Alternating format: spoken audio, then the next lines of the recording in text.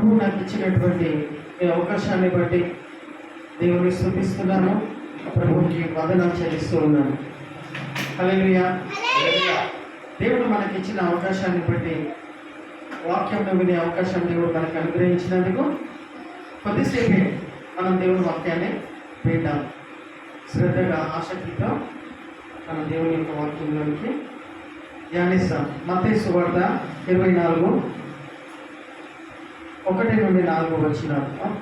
14 నుండి చదువుకుందాం. మరియు ఈ రాజ్య సువార్త సకల జనములకు సాక్షార్థమై లోకమంతటను ప్రకటించబడును. అటు తర్వాత అంతము వచ్చును. దానిపైన వచ్చిన చదవండి. అంతము వరకు దానిపైన 2 వచ్చినాలు. 24వ అధ్యాయము మత్తయి సువార్త. అవివేకులైన అబద్ధ ప్రవక్తలు వచ్చి పలువురిని మోసపరిచెదరు. అక్రమము విస్తరించుట చేత అనేకుల ప్రేమ చల్లారు. ఇక్కడ ఆగుతాం. అక్రమము విస్తరించుట చేత అనేకుల ప్రేమ చల్లారునంట. ఈ వాక్యము మరియు దాని కింద వాక్యం ఒకసారి చదవండి. అంతము వరకు సహించిన వాడెవడో వాడే రక్షించబడు. రెండవ వాక్యం 3వ లైన్. మరియు ఈ రాజ్య సువార్త సకల జనములకు సాక్షార్థమై లోకమంతటను ప్రకటించబడును. అటు తర్వాత అంతము వచ్చును. హల్లెలూయా. ఈ 3 వచనాలు, ఈ 3 వాక్యాలు ధ్యానిస్తాం. స్టెప్ బై స్టెప్ విడివిడిగా అర్థం చేసుకునే ప్రయత్నం చేస్తాం. ఎందుకంటే చాలా ప్రాముఖ్యమై ఉంటూ ఉన్నాడు. ఏమంటున్నాడు ప్రభు? అక్రమము విస్తరించిన చోట అక్రమము విస్తరించుట చేత అనేకుల ప్రేమ చల్లారు. ప్రేమిని వాళ్ళను అక్రమము విస్తరించుట చేత అంటే ఏ విషయంలో మాట్లాడుతూ ఉండొచ్చు? అక్రమం అంటే ఏంటి? ఫస్ట్ ఆఫ్ ఆల్, క్రమము లేని చోట ఏమి విస్తరిస్తుంది? అక్రమం వస్తుంది. అంటే నువ్వు నీ కుటుంబాన్ని ఒక క్రమమైన రీతిలో, ఉదాహరణకి ఒక పద్ధతిగా నీ పిల్లల్ని పెంచడం కానీ, నీ భర్తను, నీ భార్యను ఒక క్రమమైన రీతిలో ఉండేదాన్ని ఏమంటారు? క్రమమైన రీతిలో మేము పెంచినాము, మేము పెరిగినాము, ఒక పద్ధతిలో ఉన్నామని చెప్పుకుంటూ వస్తాం. ఒకనొక ఉదాహరణ చెప్తున్నాను. అంటే ఆ విధానము బ్రేక్ అయిపోయింది అనుకో. అంటే నీ భార్యను నువ్వు ప్రేమించకుండా, నీ భార్యగా భర్తను, నీ ధర్మము, నీ బాధ్యత మీరు చేయకుండా ఉంటే మీ ఇద్దరి మధ్యలో ఏమొస్తుంది? అక్రమం విస్తరిస్తుంది. సరే, భర్తలు ఇద్దరు కలిసి వాళ్ళ పిల్లలకు చేయాల్సినటువంటి బాధ్యతలు క్రమమైన రీతిలో మీరు చేయాల్సినటువంటి న్యాయము పిల్లల పట్ల మీరు జరిగించాలి. పిల్లలు తల్లిదండ్రుల పట్ల చేయాల్సినటువంటి మర్యాద, క్రమము పిల్లలు చూపించాలి. ఇవన్నీ కూడా బైబిల్లో ఒక్కొక్క బంధానికి ఒక్కొక్క విధమైనటువంటి విషయాలు దేవుడు క్రమమైన రీతిలో తెలియజేస్తూ ఉన్నాడు. అయితే ఇక్కడ చెప్పాలనుకున్న విషయం ఏంటంటే, ప్రియమైన వాళ్ళారా, ఎక్కడైతే క్రమము లేకపోతే అక్రమము విస్తరిస్తుందంట. అక్రమము విస్తరించడం వలన వారి లోపల ప్రేమ చల్లారిపోతుందంట. దాని పైన వచనంలో ఏమంటాడు? అనేకమైనటువంటి అబద్ధ ప్రవక్తలు వస్తారంట. చదవండి ఒకసారి. అది చెప్తూ ఈ మాట అంటున్నాడు యేసుప్రభు. యేసుప్రభు స్వయంగా చెప్పిన మాట లేదు. మత్తయి సువార్త 24వ అధ్యాయం 11వ వచనం. అనేకులైన అబద్ధ ప్రవక్తలు వచ్చి పలువురిని చాలా మందిని మోసపరిచెదరు.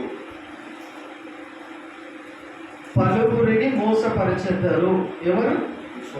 అనేకమైనటువంటి, ఎంత మంచిగా చెప్తున్నాడు యేసుప్రభు, అబద్ధ ప్రవక్తలు కూడా ప్రవక్త అంటే గొప్ప విషయం. అది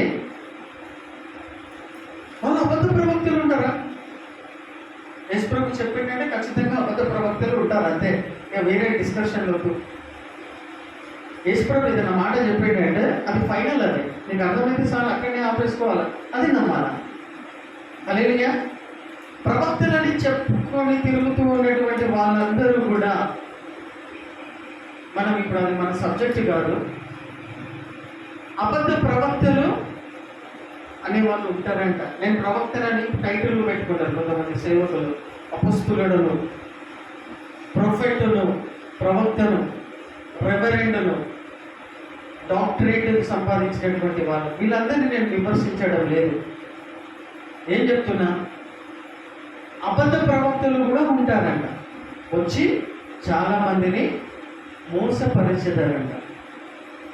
అంటే మంచిగా, క్రమముగా, మర్యాదగా ఒక వ్యక్తి, ఒక కుటుంబము సంఘంలో ఎదుగుతూ ఉంటే, మంచి పద్ధతిలో అంచెలంచెలుగా సంఘానికి వస్తూ ఎదుగుతూ ఉన్నది. ఆ కుటుంబం ఒక పద్ధతిలో ఉంది, ఒక క్రమంలో ఉన్నది, ఎదుగుతూ ఉన్నది. సడన్గా ఎవరో వచ్చి ప్రవక్త అనే పేరు పెట్టుకొని వచ్చి ఆ కుటుంబానికి లేనిపోని విషయాలు చెప్పి డిస్టర్బ్ చేసేటువంటి వాళ్ళు ఉంటారు. కాబట్టి ఆ అబద్ధ ప్రవక్తలు అనేక మంది విశ్వాసులను చెదరగొట్టేస్తారట. ఆ క్రమాన్ని, ఆ యొక్క సిస్టమ్ని, ఆ యొక్క పద్ధతిని అబద్ధ ప్రవక్తలు బయటి నుండి వచ్చి మిమ్మల్ని బ్రేక్ చేస్తారు, మిమ్మల్ని విడగొట్టేస్తారు. అప్పుడు ఏమైపోతుందంటే అనేకుల ప్రేమ చల్ల. ఒక్కనొక కారణమే చెప్తున్నాను, ప్రియమైన వాళ్ళరా, ఇతను అబద్ధ ప్రవక్త, ఇతను వాక్య చాతుర్యం కలిగిన వ్యక్తి, బైబిల్ నాలెడ్జ్ ఉన్నటువంటి వ్యక్తి, అది ఏమైనప్పటికీ ఎవరి నోట్ల నుండి ఏ వాక్యం వస్తుందో, ఏ సేవకుని నోట్ల నుండి ఏ వాక్యం వస్తుందో అనేది సరైనదా కాదా అనేది బైబిల్ తీసుకొని కరెక్ట్గా చెప్తున్నా లేదంటే మనము పరిశోధించుకోవాలని వాక్యం చెప్తుంది. అప్పుడు మీకు తెలిసిపోతుంది, ఈజీగా తెలిసిపోతుంది అబద్ధ ప్రవక్తలు ఎంతమంది ఉన్నారు, నిజమైన సేవకులు ఎక్కడ ఉన్నారనేది నీకు ఆ పరిశోధిస్తూ ఉంటాయి. బైబిల్ చదువుతూ ఉంటాయి, ఆయన చెప్పిన వాక్యం కరెక్టా కాదా అని నువ్వు పరిశీలించుకుంటే వాక్యంను బట్టి నీకు తెలిసిపోతుంది ఈజీగా.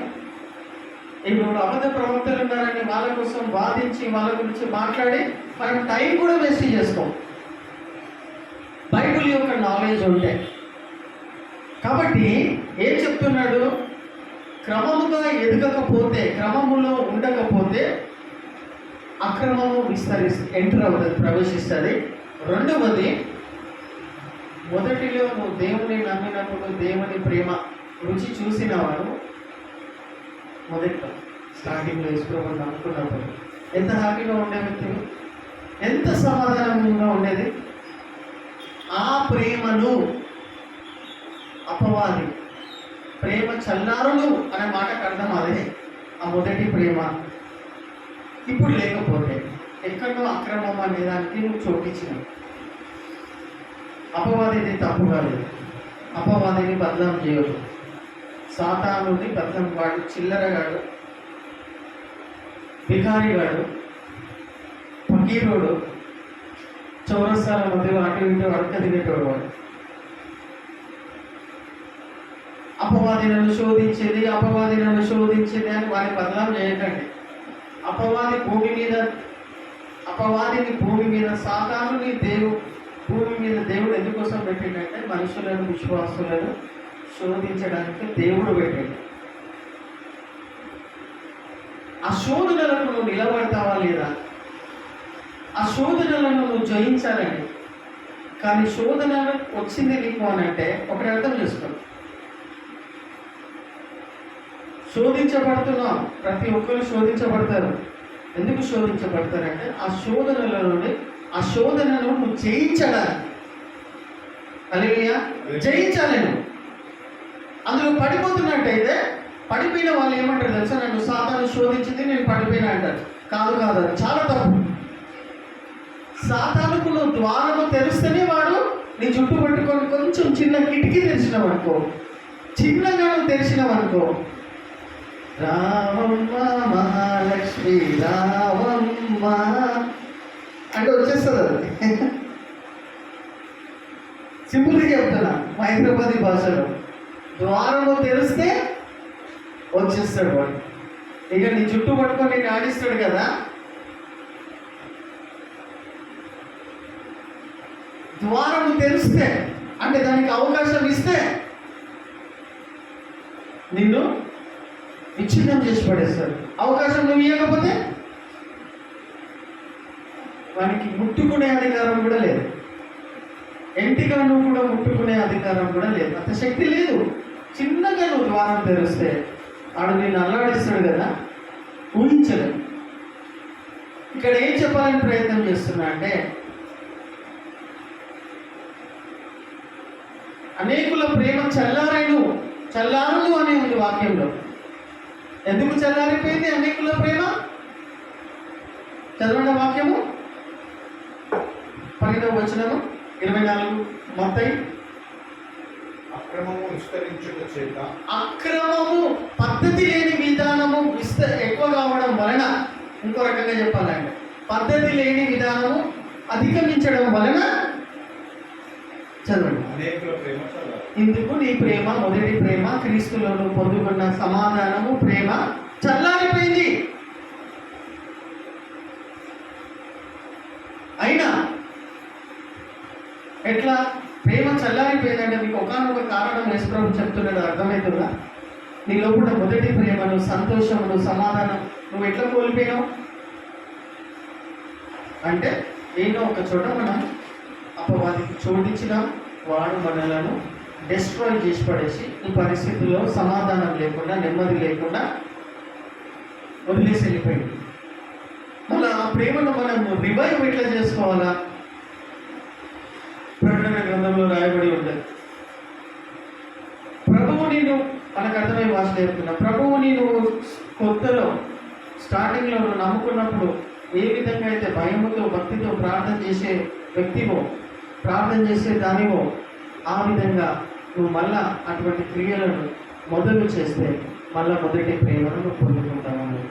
అదే చల్లారిపోయిన ప్రేమ, నువ్వు మొదటి క్రియలు స్టార్టింగ్లో యేసుప్రభువు నమ్ముకున్నప్పుడు ఏ విధంగా అయితే ఉన్నావో ఆ పనులు నువ్వు మరలా మొదలు పెడితే, మరలా బైబిల్ చదవడం మొదలు పెడితే, మరలా ప్రార్థన చేయడం మొదలు పెడితే, మరలా సంఘానికి క్రమముగా వెళ్ళడం మొదలు పెడితే ఆ ప్రేమతో నింపబడతామని వాక్యంలో రాయబడి ఉన్నది. చల్లారిపోయిన ప్రేమ ఆయన మరొకసారి నీ ద్వారానే వికసింపజేస్తాడు. హల్లెలూయా. ప్రేమైన వాళ్ళని ఒక్కనొక్క కారణమే చెప్తున్నాను, చల్లారిపోయిన ప్రేమను ఈ విధంగా మనము పొందుకోవచ్చు. నేను చెప్పాలనుకున్నటువంటి వాక్యం ఏమై ఉన్నది, దాని తర్వాత కింది వచనంలో మనం చూస్తూ ఉన్నట్టయితే చూడండి, అంతము వరకు సహించువాడెవడో వాడే రక్షింపబడు. చూసారా, ప్రేమ చల్లారిపోయింది. ప్రియమైన వాళ్ళని నేను కొన్ని వీడియోస్ చూస్తున్నాను, కొన్ని సోషల్ మీడియాలో. నిన్న నైటే చూసిన 45 minutes చూసిన. కొంతమంది హిందూ వాదులు, జ్ఞానవంతులు లైవ్ ప్రోగ్రాంలు పెట్టుకుంటా యూట్యూబ్లలో బైబిల్లో తప్పులను వెతుకుతూ ఉన్నారు. వీళ్ళు వాళ్ళ మట్టుకు వాళ్ళు ఏమనుకుంటున్నారంటే జ్ఞానవంతులు అనుకుంటున్నారు. బైబిల్లో చదువుతూ తప్పులను వెతుకుదామనే విమర్శ ఆత్మతోటి తప్పును లెక్క పెట్టాలని ప్రయత్నం చేస్తున్నారు. ఆ కోణంలో వాళ్ళు బైబిల్ని చదువుతూ ఉన్నారు. చివరికి ఏమైపోయిందంటే ఎవరైతే స్టార్ట్ చేసిండ్రో ఇద్దరు ముగ్గురుగా కలిసి ఈ యొక్క లైవ్ ప్రోగ్రామ్ అనేది వీళ్ళ కింద చాలా మంది కూడా సబ్స్క్రైబర్స్ ఎక్కువైపోయింది. దాంట్లో నేను ఆశ్చర్యపోయిన రాత్రి, నిజంగా నాకు చాలా బాధ అనిపించేది.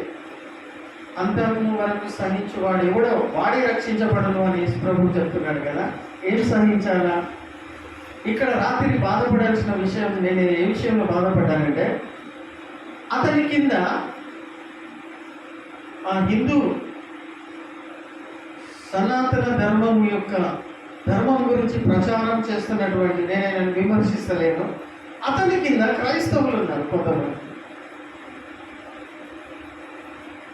అతనికి ఉన్నటువంటి జ్ఞానం గొప్పది కాదంటలేదు, అట్లా సంపాదించుకున్నాడు ఆయన జ్ఞానం.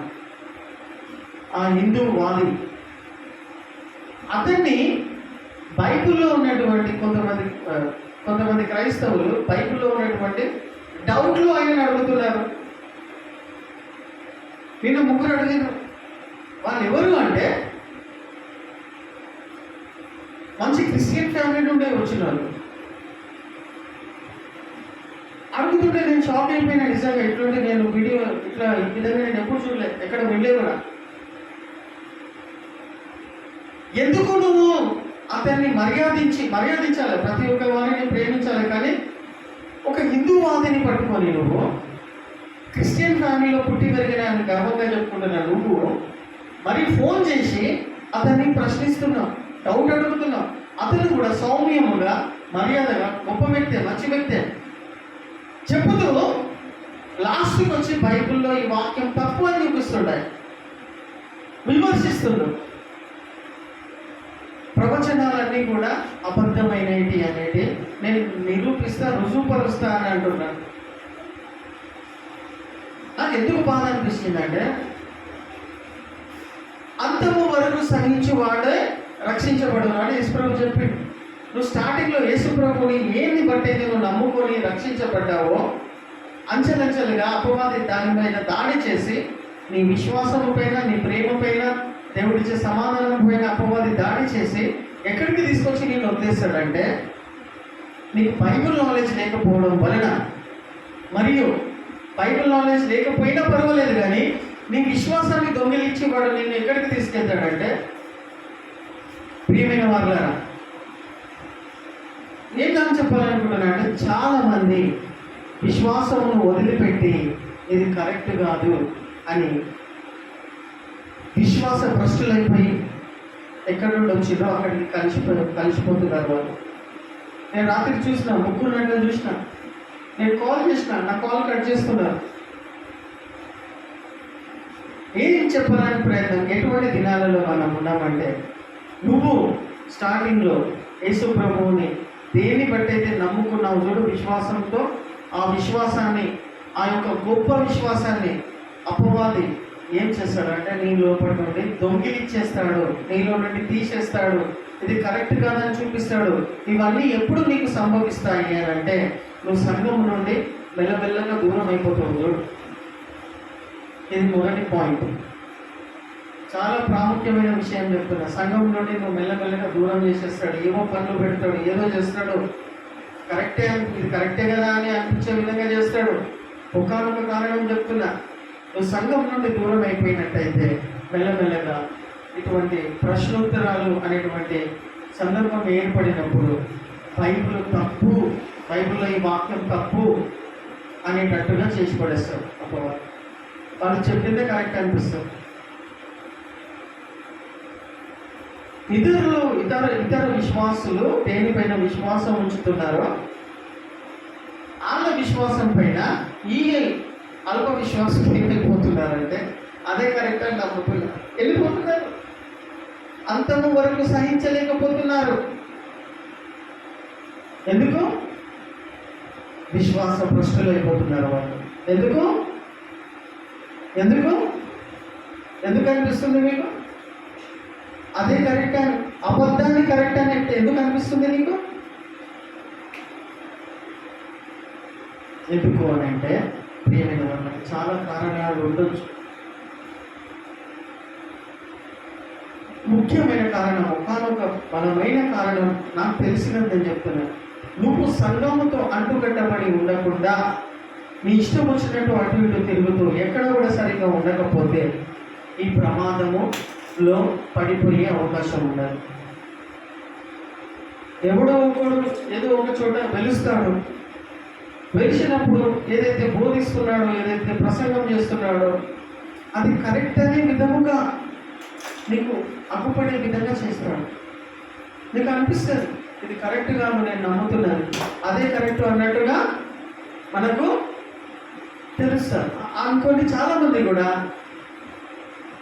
వెళ్ళిపోతున్నారమ్మా, విశ్వాస భ్రష్టులైపోతున్నారు వాళ్ళు. యెసుప్రభు ఏమని చెప్తున్నారు కదా, అంతము వరకు సహించువాడెవడో వాడే రక్షించబడతాడు. మధ్యలో వెళ్ళిపోయిన వాళ్ళు అబద్ధాన్ని నిజమని నమ్ముతున్నారు. ఎంత గొప్ప విషయం అది. అబద్ధాన్ని వెలుగుదూతను మురిసిపోయి అలా జ్ఞానంను బట్టి అసలైన దాన్ని వదిలేస్తున్నారు. కానీ యేసుప్రభు చెప్తున్న మాట ఏంటంటే, అంతము నీకున్న పరిస్థితి ఏదున్నా కానీ కూడా, బహుశా నువ్వు ఫ్రస్ట్రేషన్ అయిపోయినావేమో, విసిగిపోయినావేమో, నీకు దేవుని దగ్గర నుండి జవాబు వస్తలేదు అని అనిపిస్తున్నదేమో, లేకపోతే ఇంకేదో కారణం కావచ్చు, దానికి దేవుడే కారణం అని నీకు అనిపిస్తుండొచ్చు. ఏమైనప్పటికీ కూడా నీ అంతము వరకు నువ్వు నీ విశ్వాసాన్ని కాపాడుకోవాలి. అలా కాపాడుకున్న వాడే రక్షించబడు. హల్లెలూయా. ప్రియమైన వార్లారా, ఎటువంటి దినాలలో మనం ఉన్నామంటే చాలా భయంకరమైన దినాలలో మనం ఉన్నాం. ఎప్పుడు ఏం జరుగుతుందో, ఎప్పుడు మీ లోపల నుండి విశ్వాసం అపవాది దొంగిలించుకోవడం వెళ్ళిపోతాడు ఊహించలేము. కాబట్టి సంఘంతో అంటుకట్టబడి ఉండి విశ్వాస సహితమైనటువంటి ప్రక్రియ మనము ఎడతెగకుండా వస్తూనే ఉండాలి, సహవాసం చేస్తూనే ఉండాలి, వాక్యం వింటూనే ఉండాలి, స్తుతిస్తూనే ఉండాలి. ఇది నిజము, ఇదే సత్యము, ఇదే సరైనది, ఇది అబద్ధమని చూపిస్తుంది, ఇది కరెక్ట్ కాదని ఎవరైనా అంటున్నారంటే వాళ్ళ అపవాది సంబంధులు, వెలుగుదూత సంబంధులు అని అర్థం చేసుకుని ప్రేమైన వాళ్ళు రైట్ ట్రాక్లో, రైట్ మార్గంలో వెళ్తున్నటువంటి మిమ్మల్ని డిస్టర్బ్ చేయడానికి కొంతమంది వస్తారు, కొంతమంది ఎదురుపడతారు. వాళ్ళు క్రిస్టియన్సా, వాళ్ళు హిందువులా, వాళ్ళు ముస్లిమ్సా, ఎవరైనప్పటికీ కూడా నేను డిస్టర్బ్ చేయడానికి వస్తాను. అది కరెక్టు, నువ్వు నమ్ముతున్నది అబద్ధం అన్నట్టుగా చూపిస్తాను.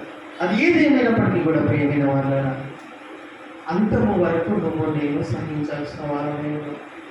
చివరిగా వచనం చదువుతున్నాను, ముగించుకున్నాను, దాని తర్వాత చదవండి. మరియు ఈ రాజ్య సువార్త, ఇది చాలా ఇంపార్టెంట్ అమ్మా, చాలా ప్రాముఖ్యం. ఈ రాజ్య సువార్త సకల జనములకు సాక్షార్థమై లోకమంతటను ప్రకటింపబడును. అటు తర్వాత అంతము వచ్చును. హల్లెలూయా. ఈ రాజ్య సువార్త లోకమంతటా ప్రకటించబడిన తర్వాత వచ్చు. ఈ ప్రపంచము ఇప్పటికీ కూడా దేన్ని బట్టి నిలిచి ఉన్నది అని అంటే ఇది ఒక్కటే కారణము. హల్లెలూయా. చాలా పెద్ద సబ్జెక్ట్ అది, సింపుల్గా చెప్తున్నా. ఈ ప్రపంచము ఇప్పటి వరకు నిలిచి ఉన్నది, డెస్ట్రాయ్ కాకుండా ఉన్నది అని అంటే దేవుడు అందరికీ కూడా అవకాశం ఇస్తున్నాడు. ఈ సువార్త, ఈ రాజ్య సువార్త లోకమంతటా ప్రకటించబడిన తర్వాత అంతం వచ్చింది. అప్పటిదాకా రాదు. అర్థమవుతున్నా ప్రేమిక వాళ్ళగా? సువార్త సేవ ఇప్పటికీ జరుగుతూ ఉన్నదని అర్థం చేసుకోండి. ప్రపంచం మొత్తం టీవీల ద్వారానో, సోషల్ మీడియా ద్వారానో, కడపత్రాల ద్వారానో, సంఘముల ద్వారానో, విశ్వాసుల ద్వారానో, సాక్షుల ద్వారానో సువార్త ప్రపంచం మొత్తం ప్రకటించబడిన తర్వాత లాస్ట్ వ్యక్తి, లాస్ట్ పర్సన్ ఎవరున్నారో మనం ఊహించలేము, ఎక్కడున్నాడో చెప్పలేము. కానీ ఆ లాస్ట్ పర్సన్కి కూడా సువార్త ప్రకటించబడిన నెక్స్ట్ సెకండే అంతం వచ్చును అనేసి ప్రభు చెప్పారు. అప్పటిదాకా అంతం రాదు. అంటే ప్రతి ఒక్క వ్యక్తి సువార్త వినాలి. నాకు తెలియదు అని తీర్పు రోజున యేసు ప్రభువుకి ఎవరు కూడా చెప్పడానికి వీల్లేదు. వీలు లేకుండా ఉండడానికి దేవుడు అందరికీ కూడా అవకాశం ఇస్తాడు సువార్త వినడానికి. అప్పుడు అంతం వస్తుంది. ప్రియమైన వాళ్ళ 3 విషయాలు చెప్తున్నా. ఇవి ఈ వాక్యంలో మనం మత్తయి సువార్త 24 అధ్యాయం 11 నుండి 15 వచనాలు చూస్తూ చదువుకున్నటువంటి మనము ప్రియమైన వాళ్ళ అక్రమముగా బతకకూడదు. మనం ఒక డిసిప్లిన్ లైఫ్ బతకాల. ఒక మర్యాద పద్ధతిగా మనం దేవుని బిడ్డలము కాబట్టి అది మెయింటైన్ చేయాలి. మనం ఇది చాలా ఇంపార్టెంట్, చాలా ప్రాముఖ్యమైనది. అక్రమానికి మనం క్రమమైన రీతిలో మనం పద్ధతిలో ఒక మర్యాదపూర్వకమైన జీవితంలో మనం ఉండకపోతే ఆటోమేటిక్గా అక్రమం అనేది విస్తరిస్తుంది. కాబట్టి అక్రమము చేయని వారులారా మీరు ఎవరో నాకు తెలియదు అనే లిస్టులో మనం ఉండొద్దు. అంటే సింపుల్ లైఫ్ బతకాలా, సింపుల్గా దేవుడి మందిరానికి రావాలా, క్రమము తప్పొద్దు. దేవుడు సంఘంలో ఏర్పరిచినటువంటి క్రమము నీ ద్వారా ప్రతిష్ఠించబడాలి. అంటే ఆ యొక్క క్రమంలో నాటబడాలి. 3వది ప్రియమైన వారులారా, ఒకవేళ అక్రమము విస్తరిస్తే దేవుని ప్రేమ మన లోపల నుండి వెళ్ళిపోతుంది. కాబట్టి ప్రియమైన వారులారా, భ్రష్టత్వంలోనికి వెళ్ళిపోయే ప్రమాదం ఉన్నది. కాబట్టి వెంటనే నువ్వు మోకాళ్ళ మీద ఉండి దేవుని దగ్గర క్షమాపణను అడిగి సిల్వ వైపు చూస్తూ ఏం చేయాలా? ప్రేమ చల్లారిపోతే ఏం చేయాలా? ఇమీడియట్గా నువ్వేం చేయాలా? దేవునితో మోకాళ్ళ మీద ఉండి పర్సనల్గా నువ్వు మోకరించి నిలువు మోకాళ్ళ మీద ఉండి చేతులు పైకెత్తి నువ్వేం జ్ఞాపకం చేసుకోవాలా? సిల్వ దగ్గరికి రావాలి. సిల్వ దగ్గరికి వచ్చినప్పుడే మొదటి ప్రేమతో నింపబడతాను. 3వది ప్రియమైన వాళ్ళ